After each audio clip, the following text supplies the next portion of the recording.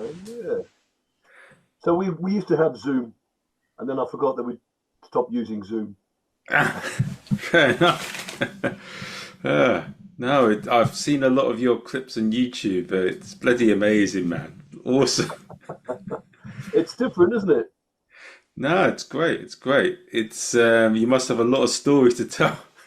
Oh, we probably have to do 2 or 3 podcasts, I think. Uh, Yeah. Funniest one was when I went to perform in Israel some years ago. Oh, did you?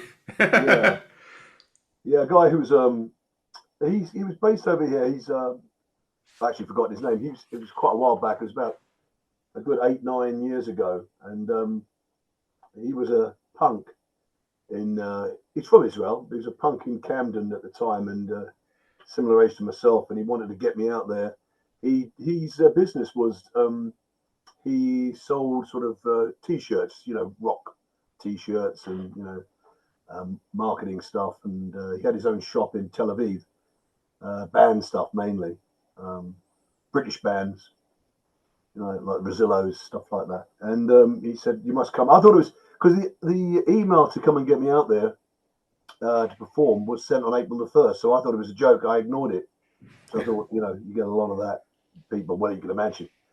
Uh, and then he sent me another email. I thought, "Oh, this guy's serious." And we went out to Tel Aviv and did a few shows out there. Um, this is obviously before the recent conflicts. Obviously, when I nearly didn't get out there actually Oh, because I got to the airport and the Israeli airline woman called my name out, Peter Cunningham, and said um, they wanted to interview me. This is at the airport to see why I was going there, and I said, "Well, I'm a performer." And she said, "Well, we have performers in Israel. Why do we need you?" And I said, "Not like me, you don't." um, and I was going to give her the business card because I got a business card with Frank Sanazi, and I thought, well, I better not. So I gave her my other business card, which was Pete Perkay Productions, which is one of my business. Anyway, I was in this queue of people to interview, and she was only a young girl really, and she was saying, "I'll ask me loads of questions," and then of course I was answering the questions, and there was a rabbi behind me, and he was getting more and more irritated because he was part of the queue as well. And I said, "Look," I said, "if you want to ask me loads of questions," I said, "but these people in the queue, they want to get on the plane as well." So eventually they let me on. I got out there, performed the shows that I did, 2 or 3 shows, and it was quite outrageous, really. I had sort of like, I mean, obviously the people there who came to see the shows were Jewish, and I had my photograph tape. They wanted photographs with me after the show. I know, and some of them were like Hasidic Jews, with the ringlet, and one or two of them started doing like picture with sort of salute. I said, "What are you doing? You can't. It's not right for me to salute. Never mind you to salute for pictures." I said, "Are you guys the new Nazis?" And they went, "Yeah, we are. That's the way we look at ourselves now." And I think it was them having a joke. I don't think it was, it was their sense of humor. I don't know, but it was. I think they saw the parody of what it was and realised, ah, that it is just a joke, and it's their way of taking back control of the whole thing. I'm okay. guessing. I'm just guessing. That's what it was. I'm gonna say that is well, bloody hell, that's amazing. I've So got it's one. just one of the stories. I got one thing to add to that. I had a while ago. I ran a gig, and one of the comedians was a white Scottish guy, and he was doing a joke about love, and he says it like it comes out you like the Viet Cong, and someone that pushes it a bit. But the person who got offended wasn't any Asian person, but it was a white sort of middle class girl shouting at complaining you can't say that sort of thing. But the compare was a really friendly camp gay man called Kwan, and he helped smooth things over. But as he smoothed things over, this big South African guy, who's black, says to my friend Luke Oliver, he goes to him, "It's always the white girl that gets offended." I thought it was quite funny in a way because I've seen that a Mm. few times, and even interviewed people on a podcast. Um, a lot of the times, people who are getting offended are people who are no way involved with what's being said or done. It's people that are watching it from the outside and they get offended on people's Yeah, but behalf. this is in the nutshell. There's people getting offended on behalf of other people is what's caused the problem with the comedy situation in general. As people turn up, I'm not offending myself. I'm offended for this person over here. And this is what's wrong. You know, if you like something, you can laugh at something, laugh at something. If it's funny, it's funny. And you've got to remember that we come from, you know, if you go back long ways, I mean, we, you know, as a British nation, we have a thing called gallows humor where we laugh at dark. This is why other nations like the Scandinavians love our humor so much, is because it's dark and, you know, it's, most of the time it's self-deprecating, you know, it's irreverent. But at the same time, you know, it's funny. And you can't have jokes. I mean, most jokes are about either situations or other people. And that's what makes the comedy. I mean, you've got very rarely, I mean, how many jokes are at the expense of other people? And if you cut all that away, what are you left with? I mean, you know, humor-wise. And this is why maybe, I'm only throwing it out there, but maybe that comedy has become a little sanitized now, a little bit banal. It's become inane. And I just think, this is why I think a lot of people are coming to the shows now. See, I've been doing this 20 odd years, longer than 22 years. Yeah. And at the start, admittedly, it wasn't great, and it's grown. I mean, I do other comedy characters. This is just one of the more popular ones, but it's become more popular because of society and the way society is going. And people want a backlash against this sort of the wokeness, if you like, for want of a better word. And they need something they can sort of look at, laugh at, without feeling, you know, self-conscious, you know, without feeling, yeah, you know, and that's it, you know. So there are a lot of people come to the shows. I mean, you're probably going to say to me, you know, do you get a lot of sort of like fascists or right-wing people come to the show? Very, very rarely, because it's pretty obvious that it is a parody. And, you know, I am taking the Mickey out of sort of like the Third Reich, taking Mickey out of Hitler's Germany, the Nazis, and all of that. Having done, I mean, I did Second World War history at school, so I knew a bit about it. And we concentrate on that in history. It just happened to be you know, that I knew a little bit about it. So when people start asking me stuff, in fact, we've had a few historians come along, history teachers come along to the shows, and he said, "Oh, you got a couple of facts wrong there." I said, "Well, I'm not professing no detail, you know, but predominantly most of it's correct, you know, as it were." Yeah, I remember it's especially with your opening bit that I saw in Comedy Unleashed when you're doing this, singing the song, and you're saying that's right. When you do that bit there about I was a poet, a painter, yeah. they're all A painter, I love a dictator. Yeah, I mean, some of the dates aren't right, and some people have come up to me after shows and say dates.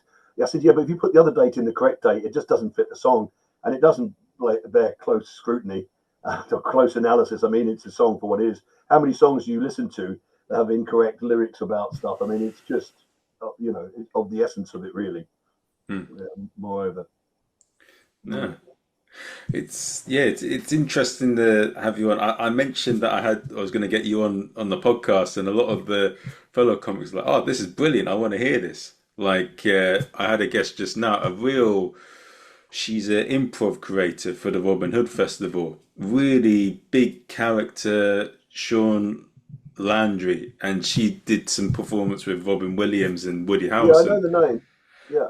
And she says she says, "Oh, what the hell? Love it." And then she mentioned that there's a guy that sings Costello and Elvis's songs as well, and she said you guys should meet.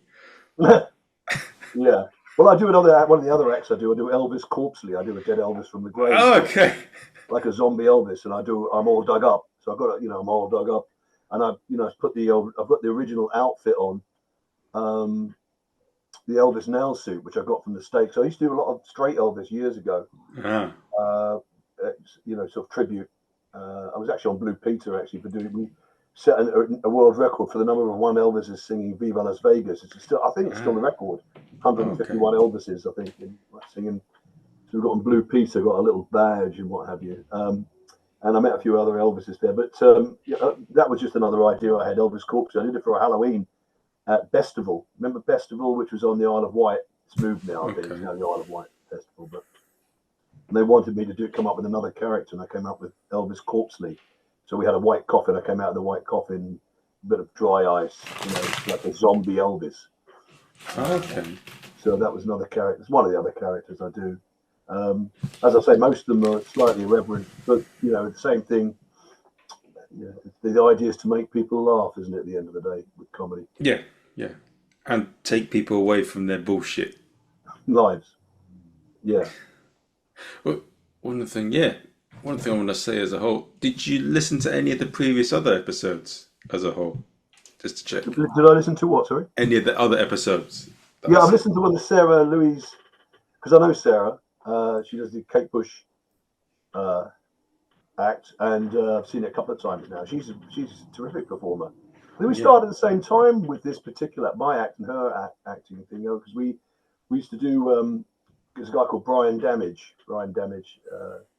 You may know him. I mean, Brian. He went out to Australia. I think it was on Britain's Got Talent. Him and his partner, and they. Well, that's where we met. I met Sarah Louise then. We were doing sort of like Pear Shaped. It was called Pear Shaped Comedy Night, and it was a tryout night in London. I think it was in Clerkenwell, and he liked his cabaret sort of vaudevillian style. So anybody who was a little bit different was welcomed onto his little show. You know, it's not straight stand up. It was, you know, it was acts that were quirky or had a little. Of course, he liked my Sanazi, but and then it was in embryo. It was in early stages, so it wasn't great. It was just a couple of songs with some silly banter, but now it's got a life of its own. It's become a sort of Joe Guberalis, really, you know, because it's now kind of. I even think in the terms of Frank Sanazi when somebody says something, you know, I might go off in a little affliction, you know, when I'm just trying to think of it. So the act can sometimes take over a little bit. Yeah. No, that's yeah. Yeah, but that was a good episode. I mean, she's. I think she's on the board now. Something to do with the Edinburgh Fringe now. Yeah, she is. Yeah. She was a great guest to have on. It was funny hearing her stories, and also she mentioned something what you said there before, which I've put online and it's gone all right as a clip. And she says that there's a lot of times where people get offended and they say, "Oh, I'm offended," and she goes, "Thanks for telling me. So what? Like things don't have to change to meet your wishes. Like it's if you don't like something, you don't have to watch it." And she says that there's a lot of times now people will shout, "Oh, I'm offended." You know, you may not like something, but doesn't mean you have to go and screw it over. It just isn't for you. Yeah, exactly. And it got a little bit out of control. Do you remember the Golden Globes or what it was, the Oscars, where Will Smith went up and struck Chris Rock? You know, and then suddenly there was a time after that. I don't know if you were involved in comedy then or you were doing your clubs. It wasn't that long ago when audience members were coming up and literally confronting people on stage, and it's almost like it gave them the touch paper to go and I'll tell you what I'll do. I'll go and not only voice my opinion, I'll go up and stick my finger in their chest and tell them they shouldn't be saying that. Well, you know, see, the thing is with comedy, if you don't push these boundaries back, you just get bland comedy and you just get things, you know. I mean, the joke of the whole thing is, you know, with my act, as I point out to people, that the Nazis tried to put, in the time in the early 30s in Germany, tried to suppress, and hence the film Cabaret, you know, the film Cabaret, Liza Minnelli, try to push the cabaret scene underground because they thought it was a threat to, you know, to their power. And there's a lot to that. This has happened in history where people have tried to suppress it, you know, and of course it never works because the power of the people is stronger, and it just creates more of a lust for seeing something that is outrageous or on the edge. So. With that in mind, I think, in a weird sort of way, it did the cabaret scene and the comedy scene a massive favour because people hunt out and suss out stuff like this. Because I performed a lot in Berlin. This is about, obviously pre-pandemic. This is 10, 12, 14 years ago. There's a club called the Bassi Club, and I even hosted there. And then Quentin Tarantino came along one night to see the show. And it was a really decadent show. It had some of the acts were really edgy, some burlesque, but you know, a lot of nakedness, a lot of things. And it reminded me, the setup of the whole thing, it reminded me of the early scenes from the film, you know, with cabaret and obviously early burlesque and early cabaret. And I think that's what people were aiming for. But Berlin is different to the rest of Germany by the looks of it. It's not, you know, it's like London's different, you know, from the rest of the country. You know, it certainly feels that way. Yeah. Well, yeah, I mean, especially the way comedy gigs are run. A lot of people always say that if you want to get better at stand-up, like you got to go out of London and gig a lot outside, and often hear yeah, a lot of the gigs in London are very poorly run. Apart from the top gigs and the really good gigs, most of them are quite poorly run. Yeah, they are. They are. And I performed regularly at the 100 Club in Oxford Street because the actual management there really like. I think they like. I mean, they obviously put so much music on there, and there's a lot of tribute acts on there in Oxford Street at the 100 Club. I performed there for years. Uh, I haven't so much recently, but you're right. And I think the good thing was, funny enough, you take this act up north, and it seems better received, or anywhere Oh, actually that's not London based. I think London oh, a little bit worthy now. It's a bit, as you say, when you referred to it before, with people like the lady who shouted, "Oh, that offends me." There's a lot of that goes on in London now.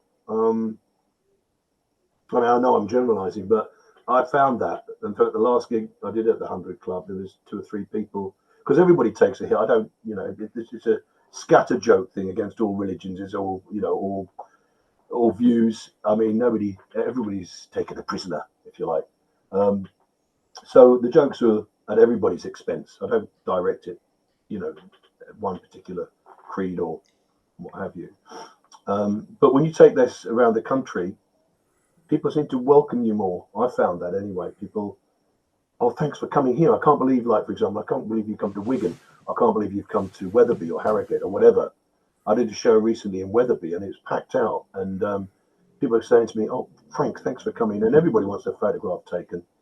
I don't charge people. Some people do, but I just say, if you want your photograph taken, uh, you know, yeah, might be an idea not to use it as your Facebook profile, but, hmm. you know, um, so they are generally pleased that you're taking your act around. Is it one of those? Because I remember last year I did very short story. I did a theatre course in a small little town in Italy, and they didn't really do any advertising of the show. We put the leaflet through coffee shops, and it was packed with like 70 to 80 people because they don't really do anything in that town. And it was funny how, and I hear this from a lot of places across the country in comedy clubs, a lot of them pay more, but also that they're a lot easier to fill up because there's not too many as much going on. Whilst in London, there's too much going on. Yeah, there probably is too much going on, but it's a big city and there's plenty of people, and it's full of diversity. You'd think that actually there'd be more going on because comedy-wise, I mean, you've got your top secret comedy clubs, you've got your Of course. comedy store places like that, the big 99 whatever, the slightly bigger ones, and there should be room for plenty more comedy clubs. I mean, you look at the population of London, but I think maybe because the population of London's changed now, it is a bit of a melting pot now, and certain groups of people probably don't do comedy. You see what I mean? They probably don't. They'd rather go, I'd say, to see the theatre or musical or something. So maybe comedy's taken a bit of a backseat because, you know, if they wanted to see comedy, they would say book the Comedy Store or they go and see the comedy because then they're guaranteed to see a certain standard of comedy. Does that make sense? Whereas you're taking a chance, a bit like the Edinburgh Fringe, you're taking a chance. You go and see the Free Fringe, and you're taking a bit of a punt. Okay, you don't have to put money in the bucket or anything like that, but it's your time. You're taking a punt of your time because you're sitting there for an hour unless you obviously walk out. So there's a lot of that involved. People say, do I really want to risk it for a five? They're going to see sat at the front, and then I feel awkward because it's not as funny as I thought it was. There's a lot of that going on, I think. Hmm. Yeah. But in other places, they don't have that. There's not as much going on, so they're more Yeah, willing no, to take a chance. I take what you're saying. Yeah, so if you go to say for any town or you know or city, say you went to a town and they probably, as you say, maybe it's only like one recognised comedy club. So if another one pops up, yeah. So and of course you got to travel. I still don't know how comedians these days make any money. Because they're travelling so much and the fees aren't great for comedy from what I've seen. If you're like opener or if you're middle spot, whatever, there's by the time you paid your petrol or you travelled up, they've got a train. They must be doing it at near enough a loss, I would imagine. Yeah. Well, and also a lot of the times, once it gets some of the big clubs, they can pay whatever they want because they know there's so many people that are desperate to do it. Yeah, I mean it was. I mean, I've talked to loads of guys about this and girls, and I think you've got to really want to do the comedy scene. I think you've got to. This is why a lot of people drop off after a while. I mean, I didn't work so solidly in comedy. I'm a singer as well, so Ah, okay. I did a lot of singing work, straight singing. I've got a few agents, so I've got a lot of. So I do straight Sinatra. So I do. I was with the London Swingphonia band for 8, 9 years. We 21 Okay. piece band, and we went around. That's where I came up with the idea actually for Sinatra. I was in Glastonbury in Shangri-La, and I was reading the book of Rat Pack Confidential. So I thought I better gin up. I know all the songs for Sinatra and Dean Martin and Sammy. I better gin up on their history and I realised that Frank wasn't actually a very nice person off stage. You know, he was linked with the mafia. He was a money runner, Cuba, uh, various drugs and stuff for the mafia, and was allegedly had somebody uh, disposed of or what have you, allegedly. But as I was reading this, I thought, cool, he's a bit of a Nazi, isn't he? Frank Frank's a Nazi. Frank's a Nazi. And that's how the idea. It turned out it was openly just one joke. You know, what sort of songs would he sing, Frank Sanazi? You know, and I worked him. And I thought, oh, maybe his daughter would be Nancy Sanazi. Yeah, yeah. She could do Jack Boots or Made for Walking. Yeah, that's interesting. And then suddenly, it just sort of evolves. You know, oh, maybe you have an Iraq pack, or the Iraq pack. It's of the Iraq pack. Dean Stalin. Yes, so Stalin is dictator singer. You know, everybody murders someone sometimes. Ah, terrific. And all these things started going on there. I thought, Osama Bing Crosby, because Osama was very big at the time, you know, the Twin Tower disaster. And this was 2002, of course, when it started. 2001 was when the Twin Tower. I thought, oh my goodness, this writes itself. And then I thought Saddam, because Saddam, you remember Saddam Hussein, Saddam Davis Jr., you know, king of the swingers, because he was hung. I thought, oh, and I thought, yeah, this is a whole thing, you know. So this is how these things evolve. You know, I often say to comedians, look, if you rather than just doing straight stand up, come up with an angle, something a little bit different, character comedy or something that makes you a little bit different, and it helps you get your foot in the door. But one of the things with that is that a lot of people are desperate to get into the big clubs and get into TV, and that's becoming more and more controlled. And a lot of times when people do it now, they're like, "I want to get on TV and be famous. I'm not bothered about Yeah. the other things." And they want to get into the big clubs, so they don't bother about wanting to go through the whole process of forming their own identity, doing things. They want to go straight for the Mm. big things. Well, this is interesting because I was asked loads of times to do Britain's Got Talent, uh, 4 or 5 times, and I said I'd rather stick pins in my eyes, to be honest, because it's so contrived. The whole thing is, you know, having watched other people, some succeed, some comedians, some cabaret performers, some fail, but it's, you know, you're at their beck and call. They can decide whether you fail just by the way they film you, or you know, you don't have to explain it to you. But the whole process is like a circus, and I know exactly what they do with my character, and it's not unfair Yeah, to my real fans because if they see me on a show like that, they say, "Oh, he's sold out." I mean, you know, and my fans, I really care about because uh, I'm not really that bothered about TV, to be honest. I mean, it seems to destroy a lot of people's. Certainly, it eats up all your material. I can take my show around. I only have to tweak it a little bit, and I can go from club to club to club to club. You haven't seen it before. Once it goes out there, this is why it's been a sort of weird blessing because a lot of my stuff went out and filmed it for Comedy Unleashed, and they filmed it. And it's got what 1.2 million hits, but it's got a load of my material on it. But surely that material now is out there, and you know, so when you do it, it's almost like when you do it to your audience. Oh yeah, heard it, you know, because yeah. it's you know what I mean by that, don't you? Once you put it to screen, it's out there, and people are quoting it and using it, and you know, Uh, so you have to keep rewriting it. Is what I'm saying. Rewriting new material all the time. This is why people like Jimmy Carr's got all these script writers for him. You know. does it also have the opposite effect as well in that when they've seen it before and they see it live, they laugh even more because Yeah. Well, they like it. Well, you can't beat live performance. I mean, that's at the end of the day when you see somebody singing live. It's amazing how people come up to me and say, "Oh, you can actually sing." I said, "Well, that's how it came about." You know, you know, if I couldn't sing, see, this act wouldn't work. None of my acts would work if I couldn't sing.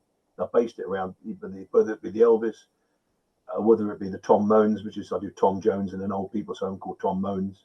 It's like a send up of Tom Moans, and I talk about all the old stars, Mick Shaggart. I talk about all in the old people's home, they're all waiting to die, all the singing stars, and I sort of use songs like why Alzheimer's instead of Delilah, So it's all, so it's all, it's singing song based, as it were. So I think that's when the audiences see me, they, I think some of them actually think, if you've got a decent sound system. So that's the other problem, Marvin, is that a lot of the comedy clubs, I didn't perform at because their sound system was so hopeless. And it doesn't do you any favor. No, you know what it's like. You turn up at these little clubs, don't you? And it's the sound systems. It's just like two tin cans and a Bon Tempi organ and an old microphone, Fidelity microphone that you can hardly get any sound out of. So that's why the act wouldn't work at sort of naff comedy clubs, really. So with the act being quite distinct and being, as you said, with your fan base, is it a bit like, so you've been doing it for 20 years. How long did it take for you to build a big sort of fan base where you're able to go and travel and make a good, perform regularly in big tour shows? Well, I think people were too shocked. When it first started, it was really edgy. And so I was doing songs like, Come Fly With Me. I was doing Zeke Kyle with me, Zeke Kyle. And, and you could see people like squirming a bit and going, oh, I really feel uncomfortable with this. And so for a lot of time, I was only getting a small fan base. But what I've done is I've made it so ludicrous with the songs. I do one called Big Bad Chairman Mao, that being the worst dictator ever, who's bad? He's bad, Chairman Mao. And then I do another one. I actually did one for Donald Trump based on the same thing. I sort of reworded it.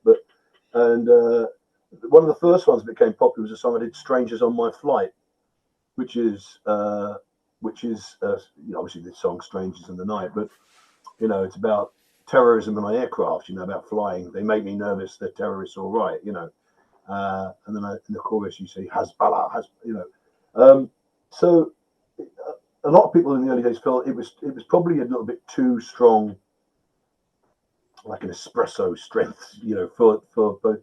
But I've tempered it a little bit in the sense of almost a la the producers, the film, or the stage show, the producers, a la.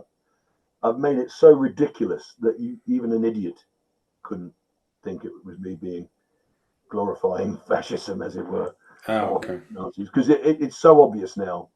Because my agent, I've got Mike Lee. He's out in Portugal now. He works from there, but he got me a lot of the early gigs. Mike Lee. He's Jewish, and so I've got a Jewish agent. So people said to me, "Oh, all right, Sol Bernstein, great good friend of mine, Steve Jameson. He does Sol Bernstein, Jewish comic. I do loads of gigs with him, and I used to put him on my shows. And I said, I can't believe I booked a Jew. That's so stupid, like this. And and of course he gets more laughs than I do, in the shows. But it just shows to people that I'm not so got a Jewish act on, for God's sake, doing Jewish comedy. So if you think that I'm being, right wing in my material, then you really need to look at yourself. You're not getting it. You're not getting the humour. But with the building a base, did you follow the Doug Stanhope, where you added to an email list, or they just founded you and they just went organically? Well, through the website, Marvin. Through the website, I set up this website and it's a bit all singing and dancing now. I do little memes as well of me marching in. It's a bit like Dad's Army with those arrows going across. You can see me marching in a tank into the various towns. So over time, it's gained its own life. Really, it's taken a long time to get to where I'm at. I mean, I'm doing Glastonbury again. They seem to put me for Glastonbury. They love it there at the cabaret tent. Oh. Yeah, you're wide mouthed now to say, but the thing is that if people get it, they get it, and so I've made it accessible. Is what I'm trying to say. Is more in the past, people were a little bit fearful of even inviting friends. It was like a little secret. You whisper, "Go and see Frank Sanazi." You told me you're whispering, "Go and see Frank Sanazi." And I was playing in clubs more like the Torture Garden, sort of fetish clubs and dark clubs in the early days, where they were just doing it. It was a decadent thing, but now it's become slightly more, dare I say it, more mainstream, maybe. And that's probably opened it up for fans, and I've got a lot more fans now. I've got my own fan pages and stuff. And of course, the power of, TikTok well, some of the videos went out. I mean, TikTok pretty much sold out my Edinburgh show last year. I don't know, some guy in America, I don't know who he is, but he was an influencer, and he's obviously put, my new favorite thing is this, and he put a clip of me. Before I knew it, all my shows were selling out. People, so he's obviously. I still got to find out who this guy is, because I am a drink. But he, he posted something, and so everybody just, because at the time I wasn't on TikTok. They said, "Oh, I saw you on TikTok." I said, "I'm not on TikTok." And so somebody else was doing the work for me, is what I'm trying to say. Ah, bless you. That's awesome. It's amazing, isn't it? No, but that's the. I know people. There's a big thing. I think this is sounding a bit nerdy, maybe a bit scientific, and sounding a lot smarter than what I am because I'm. But a lot of people like to be in their groups and they want to feel like they belong, and I feel like that's the same way in comedy. In terms of they want to be in the big clubs, they want to do comedy where it looks a certain way. A lot of people are scared to stand out, but at the cost of it, if they're too generic and not too different to the other acts, does it make it? I mean, there's a bit of risk there, isn't there? If you're really unique and original, there's not many people like you that they can book in a lineup. Does it per se? Maybe you could demand a bit more, and when you have a fan base, you make a lot. But this has happened a lot recently because I don't play every single. I'm not like on a grand tour. Like Clinton Baptiste, friend of mine, Alex Lowe. He had a whole show out there, and he went out and he's performed. Did a tour, based on that one character. I mean, Alex Lowe does lots of different characters. Barry from Watford, and he's on TV a fair bit with extras work and stuff. But obviously, people sort of gravitate to Clinton because we've all seen the spiritualist, and because it's so funny, obviously people. But in a way, people have asked me, why don't you take Frank Sanazi and do a theatre tour? But it's still, I'm not sure you still fill theatres.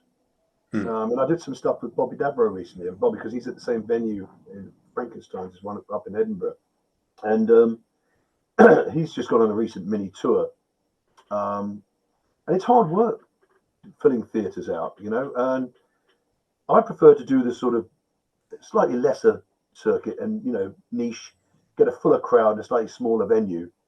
A bit like bands. Sometimes bands, you play the big venues and it's a bit vacuous sometimes, the whole thing. Whereas if you were more intimate, especially with my character, you're getting more out of it. If there's, let's say, 120, 150 people, and they said, "Oh my God, I could write." Frank came down in the crowd and he did the gag with us, and that makes it more intimate. And that's how this character seems to work better. You see what I mean? That's the way I looked at it. Maybe I could sell out theatres if I went on tour. But because I do the other characters as well, I'm not concentrating on this one. It would take a big chunk up of my life to do that. Well, there's two things that you point out, and I've had an interesting discussion with people on it. I know that I had Simon Evans on the podcast previously. Oh yeah, Simon, I know, yeah. Lovely guy, great to have him on. Very clever guy, actually, very articulate, very clever. Yeah, he was out. We went to Galway, did the Galway Comedy Festival. I was on the bus with him, and I was chatting to him for a great length. Me and Rich Hall, Rich Hall? Yeah, Rich Hall. Oh, yeah, he's brilliant. Rich Hall and Simon Evans got the plane back as well. So I had a long chat with him. Nice guy. Lovely guy. And he's so, like, when I was talking to him, there's so much thought and the process. I want to know what goes in his mind, but clever chap. The thing that he said to me that I really liked was, what did he say? That was interesting. I want to see what your thoughts are. He says, a lot of the times with a show, 40 minutes is probably a good amount of time to be funny. Yeah, but don't you think? Yeah, I agree with him totally. But don't you think that's also a lot to do with people these days generally? I mean, this society we have now, it's almost like an instant thing. Everything has to be instant, and it's almost like TikTok short bites thing. Oh, I've had enough of that now. This has entered into our society. Everything is just like, it's very short. Yeah, exactly. And he's probably hit on the right thing. I mean, you think about the Edinburgh Fringe, it's 55 minutes for an act there. If your act isn't honed, that's a long time to cover for people sitting there watching. That's why people do double-handers, and they split them in two, and one comedian, another comedian split up for people's attention spans more than anything. but he's right. 40 minutes. I mean, I'm going to be doing a support acts for some band soon. I'm doing sport, and that's what I do. I do 35, 40 minutes, and that's ample. So to do it like these, I don't know who got the idea for an hour show at the Fringe, but I've sat through some of these hour shows with people, and it's an insomniac's dream. It is, yes. I mean, what's no, I'm not going to do that. But it is, yeah. Watching someone bomb for 10 minutes is hard, or struggle, or them not be the audience. But an hour, that's something else. Yeah, isn't it? I don't know how people. This is why it can make or break people. I mean, you wouldn't go to a festival, would you? Say Glastonbury. I used Glastonbury, or I mentioned festival before. You wouldn't expect to see a guy get up and do an hour's material, especially new on the scene, would you? No. You'd give him a sort of little slot somewhere. So think long and hard, I'd say. Sarah Louise probably mentioned it as well. Think long and hard before. You sort of need this advice. What there should be, especially with the Edinburgh Fringe, there should be a little more of a forum for people to give really solid advice. Proper advice about what you would need to do to not to destroy yourself, because some people come in there, they need bloody therapy afterwards after doing the Fringe, and then you've got to do the whole run, and this is day 2.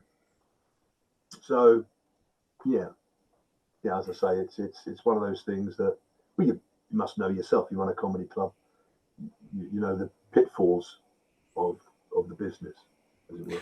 Well, I mean, I had a couple of very horrific incidents, but it's through my fault of my own when in the Edinburgh Fringe, where you have people walk out, and it's quite an interesting experience. But I mean, one thing I like about the Fringe as a whole. It's very honest. The people there they give a very. They do. And the thing is, people who go to the Fringe, you're right, regularly go to the Fringe. I mean, I did a show once. I was doing it was under Waterloo Arches. It was something to do with Time Out magazine when it was in its day, and they had Johnny Woo, and they had a lot of the dark cabaret performers there. And they wanted Frank Sanazi, and in the front row there was a lot of journalists in the audience in the Waterloo Arches there, with the Jewish Chronicle. And as soon as I walked on stage, it was like they'd pre-planned it. They all got up en masse. There's like 8, 10 of them, or they're all Jewish Chronicle, and walked out before I uttered a word. And I said, "That's a shame. I was about to do Charlie Chaplin." So what I'm saying there is they just the look of me. They didn't give it a chance. The thing is, you see, they didn't listen to see what I was going to say. Then they could have made their mind up.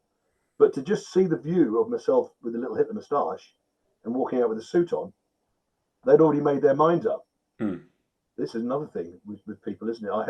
I've done festivals and concerts where people say, "I'm not performing with this person," and then realized, oh my goodness, I now realise it's a parody, it's a joke. So they don't do the research. There's one performer in particular, I won't mention any names because it would be embarrassing, but they said, literally, when we ironed it all out, put their arms around me, hugged me, and she said, "Oh, Frank, I'm ever so sorry. I didn't realise you were a parody act, and I've told all my friends." And because she was a big performer, it all went out in social media, and everybody had this voice. Like your woman you mentioned in the opening gambit there. "Oh, I'm offended by this. I'm offended," without actually doing any research on what they were offended by. That's crazy. But there's a lot of lazy thinking now, and also people don't. There's always stuff on the internet. I don't know about life, about all these different things, and people are lazy now. They want to shortcut things, and they want to feel. And we all want to, a lot of the times, in our instincts as people, we want to be part of a tribe, and we don't want to put in the effort to have our own thoughts. Like I've been to theatre school, and I went to Goliath and other things, and I'm all right with them hearing this as well. But a lot of them carry a narrative. Oh, if you voted Trump, or you're this and that. They say, "Oh, Trump's a Nazi," or "Trump's this and that." But why are you just shutting things down? Why not have a debate? If someone's wrong about something, like Simon Evans to me, let them air it, have a discussion, and have their thoughts be one. Don't just go, "You're this and that." You're closing the discussion off, and like labeling people. People are lazy. People want to be lazy. They don't want to do the research and have their own thoughts. That's the biggest thing about now.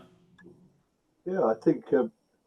Yeah, there's a lot to be said for that. You know, free. You see him at Gaulier? Is that the clowning school, the French one? Yeah, I've had. There's a lot Some of friends of great mine do people that in now. there, but there's a Yeah. lot of. So a lot of them are quite. I'd say this, and they're a bit on the woke spectrum, and the jokes that Gaulier himself says are very brutal, but they still laugh at them. But you heard them talk about, oh, I'm really upset about this, I'm really upset about that. But then behind the scenes, some of the behaviors from them on their side, like I had one of them. Double standards, isn't it? Yeah, well, I had one of them. I couldn't walk for a week. I did a backflip in school in Italy, and they tried to square up to me and intimidate me whilst carrying up that sort of message of being a great person. Like, stop. We're people. We all got issues. None of us are bloody angels. Stop with the bullshit. Hmm. Yeah, there's a lot to that. I mean, sometimes I don't know. Maybe your listeners might agree. I think to myself, have I actually died? And when I see Trump in for a second term, and some of the things, going to build a wall, going to make Mexico pay for it, and then he does, and then of course they didn't build the wall, wasn't complete, it was bad, and that I stopped the war in Ukraine 24 hours ago, and then you think to yourself, well, you've been in 24 hours. It's just lip service. It's nonsense. He's like a comedian. Just listening to his thing. I mean, it's great for us performers because um, Lewis McLeod, who does he's Dead Ringers. He works with Dead Ringers, and he's a friend of mine. Okay. He's on radio too. He does the voice of Trump, and he. I said, "It great for you, Lewis. He's back in power again. You can work on him all over again. But this time, he's giving you more material. I mean, some of the stuff. What was alluding to was, I have to say, have I died and gone into this parallel universe? Because the world is now so weird. I'm not sure if this is like the Matrix, whether we're actually living a proper, or whether something's actually happened, and now we're not actually living in the real world, because it is certainly bonkers at the moment. And people are scared.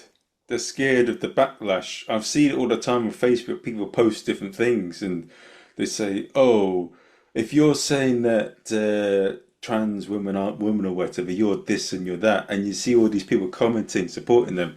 And I just think, do you have anything better? Do you have something else to spend your time on rather than this bullshit? Yeah, because I mean, I work a lot. I work with being in the business, especially more the cabaret business. I mean, the Vauxhall Tavern. I did gigs there for years, so with all the acts there at Vauxhall Tavern. So it was full of the weird, the mad, the bad, the sad, the weird, the wonderful. I mean, nobody questioned anybody's sexuality, what they were like, didn't have a problem with it. The problem in society now, unfortunately, I sound like some sort of preacher now, but is that I think that everybody's had to handle it so quickly. The changes in things, where you used to say words, like your mum or your dad would say words for certain groups of people. Oh, you can't say that anymore. Well, why not? I've always said it like that. Well, no, we don't talk like that anymore. And then what's happened? It's happened so quickly. It hasn't even given the older people, the older generations. It's taken years for them to formulate certain things in their head. Now to sort of like give them all these new headings and topics and classes that I can hardly turn on the computer now. I've been told that these people are this people and that. You see what I mean? It's their brains are already full. This is they need defragging anyway. Take out some input, and now they've been asked to learn about all these new genders, these all new things, and address them properly. Hmm. That's the way I think. I mean, I don't with this sort of this stuff that's going on now. I think as long as you're all right, I don't mind. I'm not really bothered like what you identify as or what you No, call me neither. yourself or your sexuality or this and that. I don't think it's not really a big or important thing to me. No, but it is important to some people, because of some people, that is them. That's all about them, and they've struggled for years to get to that point. I do get it, but in a world, as I said, everything's happening so quickly, and media, you know, news channels spouting out different stuff, false information, AI. I'm just saying, young people get it much quicker. Older people are just like, oh, the brain. I can see. I've talked to people about this. Older people, because a lot of the older generation come to my show because mine's is of the war and stuff like that, and Hitler. And you can see their heads are a spin like a washing machine with all the information that they've had to take on board and then deal with and then talk about. You see what I mean? and then general conversation, just to socializing with people. Yeah. Oh, yeah. I mean, it's a lot of filters, and shouldn't we be Yeah, focusing in the moment and having a nice conversation? And also, if all you have is your identity or like surface level characteristics, oh, you're Asian, oh, you're homosexual, oh, you're this and that. That's not. I mean, what's more interesting about a person is what's beyond that, because that's just surface level characteristics that you don't even know. I don't know, like Joey Diaz sometimes says he's a bit nuts, but I like him. He's my favorite American comic, and he says, "How long do you like those people that are too perfect? If you suck toes, let's get to know you." Like I like to get to know what's more than that. yeah, and we all have our foibles. Everybody has something that's a little bit different about them, makes them interesting. I mean, otherwise we'd end up as Scandinavian. Well, that was a joke, by the way. Oh, that's good. No, but what I'm saying by that is, having performed in, in Scandinavia, Sweden, and got some friends in Denmark. The sense of humours are different. Like, for example, I noticed when I went to other parts of Europe, clowning is a big thing.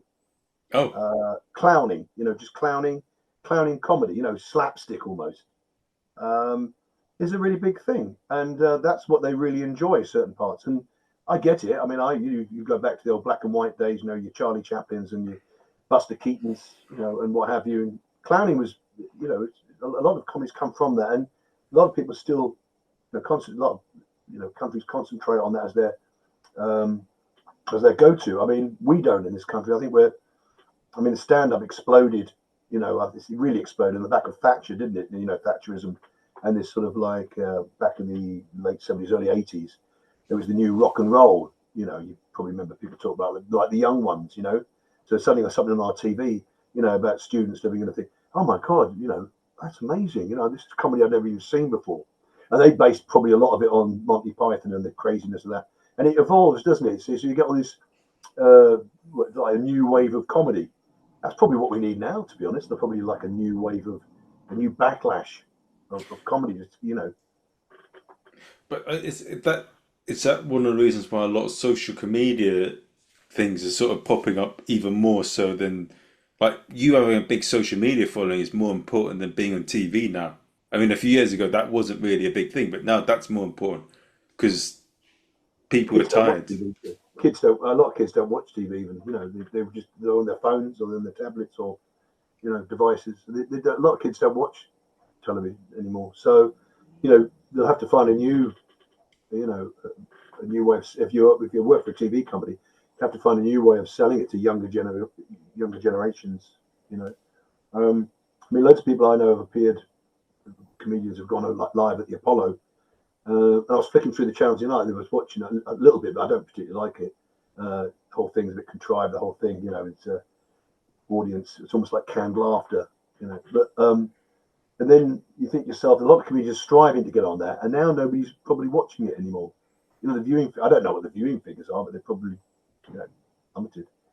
General TV figures have plummeted generally, haven't they? Really?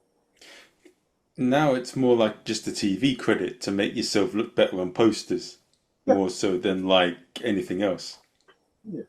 Yeah. Or you can say in your postie, I've done this, I've been on that. And that's what probably people at the Edinburgh Fringe are still looking at, as seen on something or other. It doesn't really mean anything, actually, to be honest. I mean, you might have got a little snippet on something.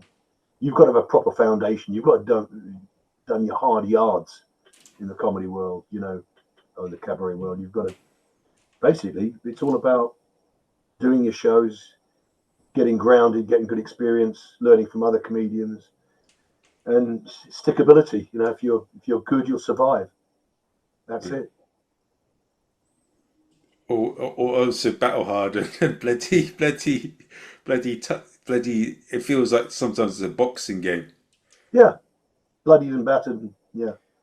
I mean, Tony Bennett, a lovely singer. Tony Bennett, great singer. Loved him for years. Went to see him at Leeds Castle with the Ralph Sharon trio. Amazing. But he basically got a huge following just because all the other crooners died. You don't see Tony Bennett because he's the last surviving genuine crooner of his generation. He's dead now, bless him. But he did. You remember he did the songs with duets with famous like Bono and um, Lady Gaga, he sang with Amy Winehouse and stuff, sang with the duets towards the end of his life. But as a singer, he was singing from his throat, he wasn't singing through his chest, as it were. But he was still amazing to watch. But all those years, charisma came out of him, watching him. The years of performing at the Sands Hotel, in Vegas, and all that, you could see it just like oozing out of him. He did a TV Unplugged, MTV Unplugged set, which was being filmed at Leeds Castle. And just three of them, drummer, pianist, and him, and just charismatic is what it was. Incredible. I don't know much about him, but I've heard his name. My dad talks about him a lot, but that's a. Yeah. Some of the older listeners will probably go, "Oh yeah, Tony Bennett." But with and one thing as well, you talk about audiences and all of that. And you mentioned a lot about learning from other comics. That's what I think a lot of it is now. I think it's basically about building your audience and using a circuit to test yourself off about other comics and learning from them, but also working your stuff in a room that doesn't already like you. I think that's what it is for now. And yeah, we've all had that.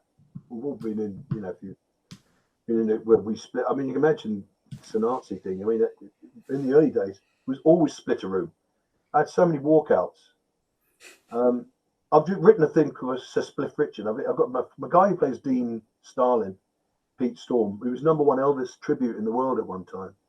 And he's a great singer as well. And he does my Dean Starlin. So I write him songs and we perform together, Frank and Dean, And at the Edinburgh Fringe. And he came up with an idea about Spliff Richard, coming on smoking a spliff, And I said, oh, it's Sir now, Sir Spliff Richard. So SS. And, about the whole thing about him being, about him not being gay. Which has been going on for ages, because he wants to keep selling his not there's anything wrong being gay, but just, if you be like Elton John, just come out and say it. Nobody's bothered about it. But I think he wanted to hang on to the sales of his calendars to the older women who were still selling records, and he didn't want to. Okay. And the thing is now, so I said, we've made a comedy character. I've written it about him, and all the songs, like the allegations. So I've rewritten all the songs because that's what I'm pretty good at rewriting. And he's become part of my little Frank Sanazi Iraq Pack act now. So he comes on as a special guest to Split Richard and does his little songs and his little dance, and pretty irreverent, but at the same time funny. I mean, we've had a few complaints, as we always do, but what do we say, Marvin? Funny's funny. Yes, but I mean, it's better to have, but they remember you, isn't it? It's better to with a lot of movies. If the characters were bland, no one would remember them, and no one would really like him. I think it's better to be someone that has an effect either way. Like the people that really like you. Those that don't, as long as they have a reaction, I suppose. Reaction, if that's the thing. Sometimes people said, if it causes a reaction, then that's something. I've had people say some horrible things to me after the show. Can't believe you have the the balls to come out and do something that's outrageous. And I said, well, actually, Hitler only had one ball, but put that aside. But the thing is, what I'm saying is that I said it's caused a reaction in you. That's a good thing, not a bad thing. It's a good thing that you've actually come out and you haven't sat there and gone, well, that was all right, I suppose. See what I mean? Well, that was okay. It's caused a reaction. So whether you really enjoyed it or really hated it, it has caused something in you to stir. Yeah. I mean, I've been attacked on stage 3 times. What? Once I was performing with the Urban Voodoo Machine, the band, it was in the early days, about 2004, 2005, in Dalston at this bar, and somebody threw a pint glass. Can you imagine throwing a glass at somebody, a performer? And it was a drunk American and his wife, and they were just very drunk, and they saw me as Hitler, and they just thought, didn't get the parody of the act, and threw this glass at me, and I caught it in front of my face. Lucky it didn't shatter, and I went, off the top of my head, I went, it's the glass chamber for you. Like this. and the rest of the audience sort of was shocked, and they literally just threw him out on the street. And you just don't do that. Whether you like something or whether you hate, I mean, that was extreme. I've never had it quite that bad. I've had people come on stage and try to wrestle the mic off me and stuff like that. You probably had that. No, what I'm saying, in all seriousness, you cannot, whether you like something, and always, if it's TV, you turn it off. If you don't like it in a club or, watch it, you can always walk out. Frankie Boyle, if you don't like him, he's a bit extreme. Why are you there in the first place? You know what he's like. Just walk out. Or if something's offended you, you don't approach or attack the act in any way, shape, or form. It's once you're up there, that's sacrosanct to me. That is your turf. Huh? It's beyond. It's making it's mad. But I mean, in comedy, that sort of thing seems to be encouraged more, like heckling and all of that.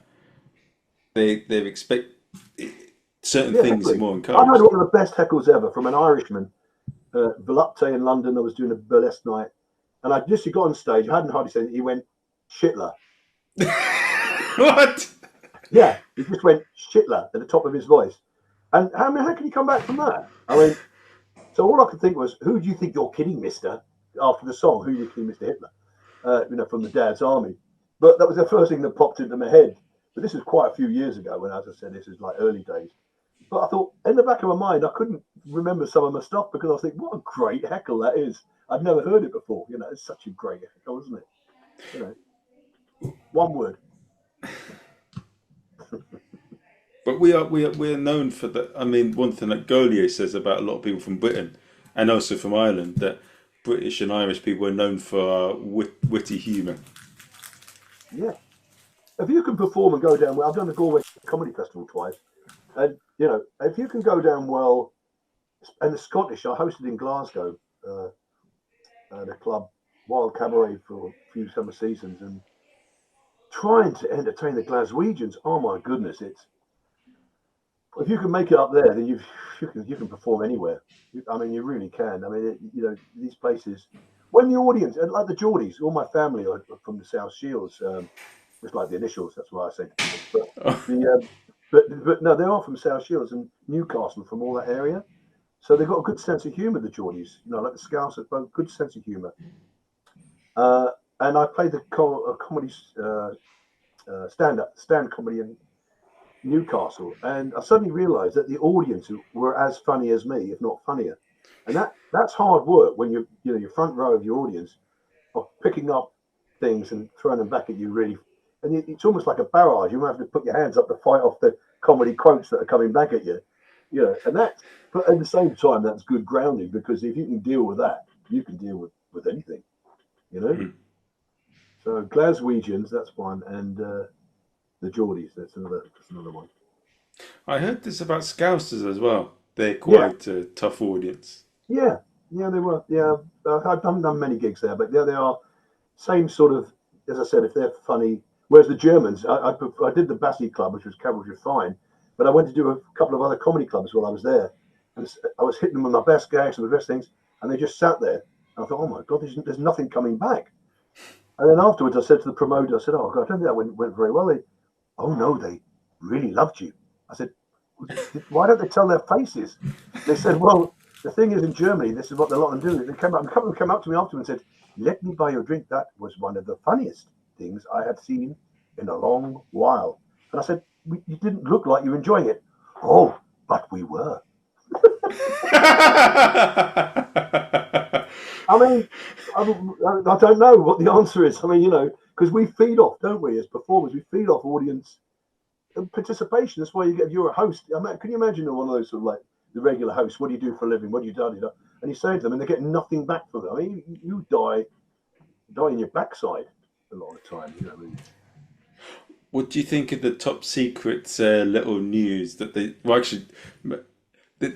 did a new thing where Mark? Well, I don't know him personally, but I know Top Secret did thing where they put on the news article saying that they don't want any audiences to have Botox because it will restrict their facial reaction. And I know that's true. I know that's true because I heard that, and I spoke to the face whisperer. She says that it's been proven scientifically that it helps with depression, but it limits their range of emotions. Yeah, and the other problem is, of course, when if they're sitting in the front row and their lips are too close to the stage, it's difficult to move as a performer when those lips are so close to you. You have to keep pushing them back, I suppose. You know, the lip. But yeah, I mean, Botox, that's the future, isn't it? Botox. You know, I don't know what people. I mean, I personally think it looks ridiculous, but I mean, you know, who am I to judge? You know, you get sort of you get sort of actresses now in America, and I can't believe she's still alive. And then she wanders out, and she looks like she's about 40 years old. And you think, aren't you 90? And there's, you know, they had all the tuck and the, you know, thing behind her. You know, it's like that scene from Brazil with his mother when she said, "Have you seen the film Brazil?"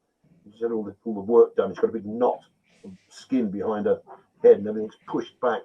That'll be the future, I think. Everybody trying to look, you know, Hollywood young. No, but I mean, and they end up looking like a cartoon character. Everything drops south eventually, Marvin. You'll all drop south. You know. So. I'm thinking that joke about he's trying to shoot my wife or something. She's older. And I shoot in the heart. It's just shoot on her tits. And he said, "I didn't ask you to kneecap her." Oh, yeah. So you know, it's I think I don't know.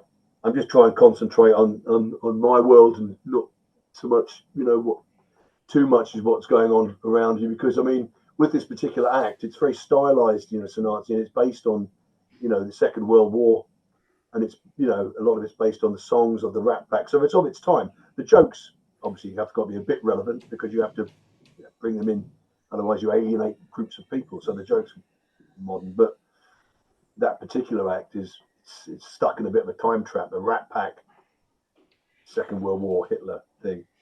I think Hitler's probably as popular as he used to be sometimes these days. The amount of stuff that you turn on the TV channel, one of the songs is about that. You know, I say, "You make me feel German," and I finish off, "Because you'll see me every day on the History Channel, every day." Because you turn on the History Channel, you know, and Yesterday Channel, and there's another World War II documentary going on.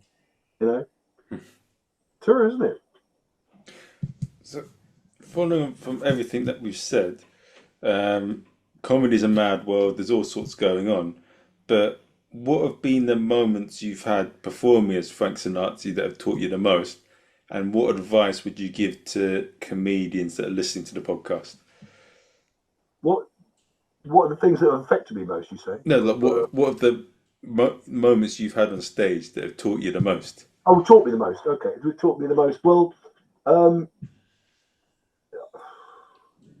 I think be prepared. It's times when I'm in the face of adversity. Be prepared when you do get really awkward situations, and I've used my comparing skills to get out of them. You know, where something happens, either, you know, I've had times where the sound system's gone in, or an act hasn't turned up. You've got to be able to be versatile, and I think you know, there's been times in the past I thought, bloody hell, we got away with that one. How did we get away with that? You know. And I think as you do comedy over a long period of time, you get to deal with the most extreme situations where something I had people run on stage, and I've had to get back to, you know, saying off the top of your head, say, "I wish my agent wouldn't come and do things like this," you know, or, you know, my agent or something. You know. So what you've got to do is you've got to be able to, hence you going to that school, Gordia, where you've got to be able to cope with whatever's thrown your way, I think, on stage. And then the times in the past, I've sort of prided myself and thought, people have come on, well, you did well there. How did you manage to get out of that one? And I think that's the thing. But that's the most rewarding thing, is because if you've gone, anybody can just breeze through gigs, take their money and go, and you're just doing it verbatim. You see what I mean? You turn up, oh, you know, I'm just doing my pre-rehearsed things, get my money and go. It's when things start to go wrong or something happens, having the ability to completely reconstitute what you do or rejig what you do, and sometimes you make it better, and then you go, oh, I'll use that again. I like the way I did that. I've done that, and I never thought that was going to happen. But blah, blah, blah. And yeah, so that's happened a few times in my career, where I've had to sort of think outside the box whilst performing. And any performer, you know, if you've had to go through that, it's worth 100 gigs. No, Definitely worth 100 straightforward gigs, because you've then had to do something outside your comfort zone it doesn't matter what it is, whether the sound goes down, you've got no microphone, then you've got to go down, or you go down to the audience, you have to think with while they cover for something else that's gone on, you're comparing or doing your act, So that would be my advice. And my advice to what I've said to other comedians is do something a little bit different. So, because there's a lot of comedians who they go to these classes and how to be a stand-up or how to do stuff, and it's very formulaic. So you go and do the thing and you say, but then you're like every other comic. You're doing things. You need to put your own niche on it, your own little spin on it to make yourself so different. Whether you're more laconic in your delivery and your storytelling, or you do something like Emo Phillips, where you're a little bit different. Do something that sets you apart from other comics, and then you're already halfway up the ladder. Because even though you might not be as funny, God, this guy's different. If you see him, he's not going to be funny, but there's something about him. You see what I mean? Rather than it all being a conveyor belt, like China, not like being a conveyor belt of comics who all pretty much do the same thing. Yeah. Yeah. And this is what I did. I'm not really a stand-up comedian as such. I mean, I just do character comedy, and I can deliver a joke. I'll do this and that. But if you watch me perform, I'm not. I take bits of the old time vaudevillian sort of comedy and the way Sinatra delivers a line. Not that he was a comedian; he was hopeless. But maybe Dean Martin, the charisma delivering a line. And it's a stagecraft. It doesn't come overnight. You have to glean it. You have to go through the rough and the smooth. So set yourself apart by doing something a little bit different. Just going to be just a small thing that sets you apart, so that when people remember you, they go, "Oh, do you remember that guy? He does this. Oh, I like him." That would be my advice. Yeah. But it's scary, isn't it? I mean, when when you stand out, a lot of the times people notice you, but they attack you more. Or there's good things, but you get attacked more. But it's easier to sell if it goes well. If you get through that, Marv, if you come through the other side, you'd be what an act you'll have. Yeah, that's true. You look at all the character comedians, you see them all on. They've done, a lot of them have done very well. Not going to list them all, but you just have a look around. There's plenty of character comedians around. They're just doing stuff, and if you come through the other side, a lot of people fall by the wayside, and they realise there's no real money in comedy, so they go on do something else, and there isn't any money in comedy. You think about it, not unless you're on TV or you're doing, high profile corporate gigs all the time, So yeah, I'd say you'd have to do it for the love of it. I mean, I would have given up a long time ago because I'm not making huge sums of money in it, but I love what I do, and I like to think I'm quite good at what I do, and I've got a fan base, and I now sell merchandise, so all over the world. Apparently, I keep sending stuff sending T-shirts to America, T-shirts to New Zealand, Whoa. CDs here, there, and everywhere. But not mega amounts, but little bits. But, And most importantly, how do people find out to buy your merchandise and find out about you? So it sounded like it was a long build-up to this to setting my website. Yeah, well, just go onto it's all for sale on my website, www.franksanazi.com. Frank Sanazi. In fact, all my details are on there. I even got a page where you can even book me for a private. I do some private parties. In fact, I'm doing one this Friday in Glasgow. If anybody's around this Friday, not Glasgow, sorry, tell them Dundee. Going to Dundee to a pub in Dundee. It's on my website and it's on the Facebook. I'm doing a private party for somebody who's a massive fan, and I like to look after my fans. So I'm also singing at a wedding on the Saturday the following day. I'm singing at a wedding. I won't tell anybody where until they expect Frank Sanazi to turn up because it's just me singing Sinatra on the Saturday in Edinburgh. So I'm up there for the weekend. So don't rob my house. Or otherwise, also he might become his character as well. Yes, and attack you. Don't want mine then. It's a story for another day. But somebody crossed Frank Sanazi, the character, once, an American radio channel, and my American fans went around there. basically read the riot act to them, and so yeah, don't cross Frank Sanazi, I suppose. Well, Is the message. Yeah. guys, I hope you've enjoyed Peter and Frank Sinatra. Oh, what the hell did I Sinatra. just say now? Well, you need to know Sorry. Sinatra. Let me check. Frank Sinatra, I do Frank Sinatra, of course, but Frank Sinatra, yeah. So it's www.franksanazi.com, and you'll see what I'm up to. And I might see some of you down at Glastonbury. I'm at the cabaret stage in June. Or in Edinburgh Fringe. Come up to see the Fringe show, which is at Le Monde, downstairs at Shanghai in the basement, my comedy bunker. Comedy bunker! Down in the basement. And I'm doing Thursday, Friday, Saturday, Sunday for the whole run. Up at the Edinburgh Fringe. So if you want to come see Frank Sinatra, Marvin, that's where they'll find me. Okay. Before I find you. Yes. And I hope you've enjoyed the episode. We've got a couple coming up. I'm talking to a Beijing comic tomorrow. He used to run a comedy club in Beijing, but then he moved to New York. It's funny. I booked him for a show, and he was quite cautious about me recording his set because I record the shows. Yes, he can say a little bit, but I'll find out how much he can say tomorrow. You know what? I'll be intrigued. I might watch it. I'll be intrigued to find out. But that's the key thing, guys. You can find out what you can and cannot say in China. And I'll see you guys soon.